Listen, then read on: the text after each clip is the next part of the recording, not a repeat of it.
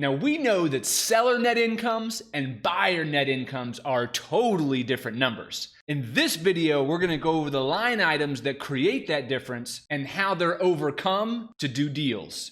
Let's go!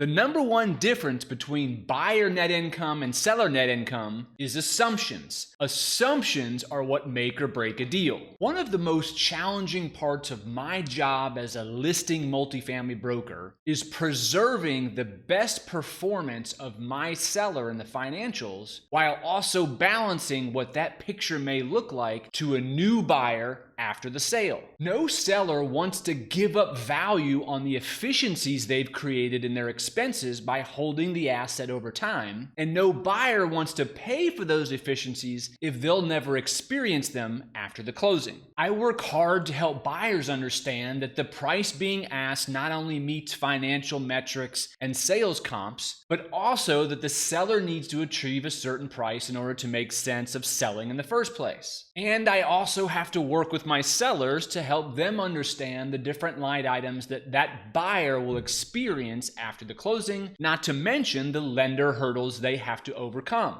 Here's the spreadsheet we'll be using today to illustrate the differences in financials between a buyer and a seller. We will be looking at a 150-unit apartment complex valued at $18.7 million. First, let's look at the revenue side of the ledger. The gross potential rent is the rent as if the rent roll existing were at 100% occupancy. I have found that collections, concessions, and other income are typically not disputed much between buyer and seller. The discrepancy usually comes in vacancy. The seller's vacancy could be at an all-time best, and in this scenario, we're looking at a 3.5% vacancy. But many buyers will look at two different things. Number one, they'll look at the 1 to 3 year actual historical vacancies, and secondly, they'll look at the market vacancies or sub-market vacancies. So in this scenario, they're coming out with 6%. So we've immediately got about a $40,000 difference on the total revenue. Now we're going to jump on to the expense side. Generally, these are the four categories that I don't see many problems with between a buyer and a seller. The marketing is usually a small line item. Contract services and repairs and maintenance does change a little bit here and there depending on how the buyer is set up, but generally it isn't a big difference, and the utilities are what the utilities are. The first big difference, and it's usually the biggest difference, it's the gorilla in the room: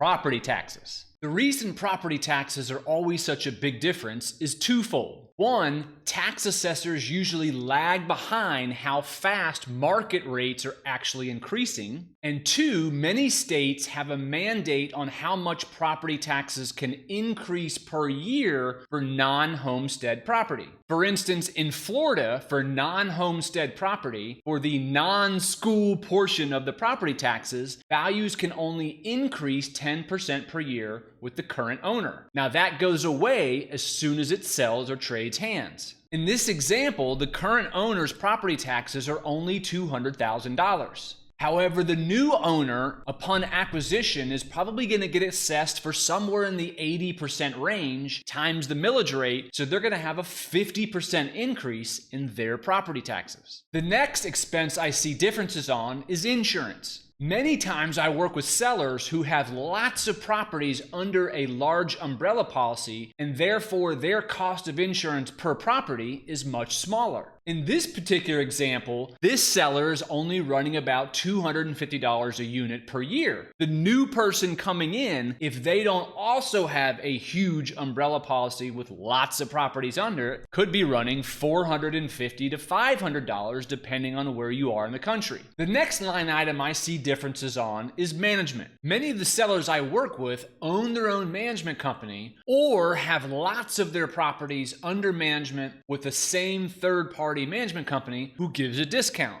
Going back to our example, our existing seller would be at 2.75% management fee, and the new group coming in would be at around 3.5%. Next up are the administrative expenses. Now, on the National Apartment Association website, administrative is defined as things like answering service, donations, mileage reimbursement, bank charges, membership dues, subscriptions. So you could see how if you were a very large organization selling an asset with a home office that takes care of lots of properties, the per property administrative expenses may be a lot less than someone else coming in with not as many assets. So in this example, we have about a $22,000 difference. Next up is the payroll. Where I usually see the differences here are when a seller owns multiple properties all in the same market, and sometimes they have floaters. Floaters meaning leasing people that go in between properties, maintenance people that go in between properties, and there are savings on that kind of operation. But if you were a small, medium, or large company buying an asset for the first time in that market, you're not going to get the same economies of scale on the labor. So in this example, the national average is about $1,200 to $1,300 a unit for payroll. And of course, now we have another $45,000 difference on the NOI.